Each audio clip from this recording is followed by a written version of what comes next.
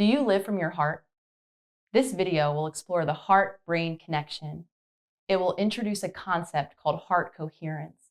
Then we'll explore ways to begin to cultivate heart coherence in our mind and body. Our heart and our brains are connected by the vagus nerve, and they communicate with each other, sending signals back and forth. The different signals they send are hormonal, are electrical, are with pressure or pulse waves, and are also energetic signals, sending messages back and forth all day long. Heart coherence is the variability in our heart rate. As humans, our heart rate actually doesn't beat in a rhythmic pattern. It's really variable. When we breathe in, our heart speeds up. When we breathe out, it slows down. We breathe in and out all of the time, with our heart speeding and slowing throughout the day. All of this is regulated outside of our awareness by something called our autonomic nervous system. We don't have to think about making these changes. Our body just does.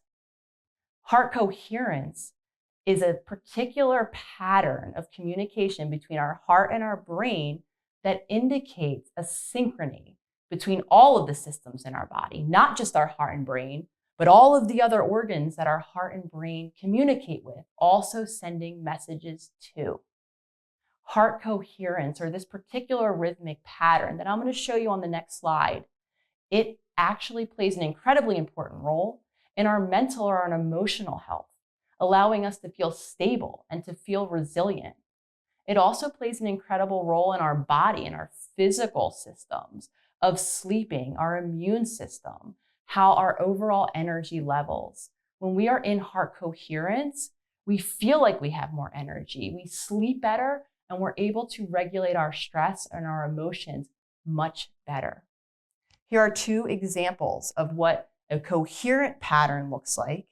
This can be found when we experience positive emotions like appreciation, love, care, compassion, gratitude. Our emotions actually create changes in our patterns. Incoherent patterns look like this. When we experience frustration and worry, we fall out of heart coherence and we suffer the effects of it. So how do we begin to do the work?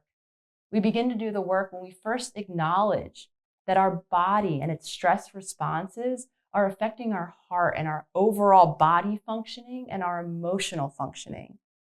We can begin then to take step 2, which is to create heart coherence, to fall into that rhythmic pattern. And how do we do that? We can do that by practicing our breathing, by learning how to create calm if we are feeling stressed or worried. And we can do that by elongating our exhalation. Like we talked about earlier, when we're exhaling, we're already slowing down our body, calming the stress, calming the worry, helping our brain and heart fall back into that coherent pattern. We can also cultivate heart coherence as we begin to release those stored emotions, the anxiety, the anger, all of those emotions that are creating those incoherent patterns. Acknowledging them and allowing your body to actually energetically release them will allow your heart and brain to fall back into coherence. We can also practice cultivating those emotions of appreciation, of gratitude. Yes, we can practice emotions. Some of you might even have a gratitude practice, or taking a moment to feel or summon the feelings of compassion can again help your brain and your body achieve those coherent patterns. I'd love to hear from you out there. Have you ever heard of this brain-heart connection or this concept of heart coherence?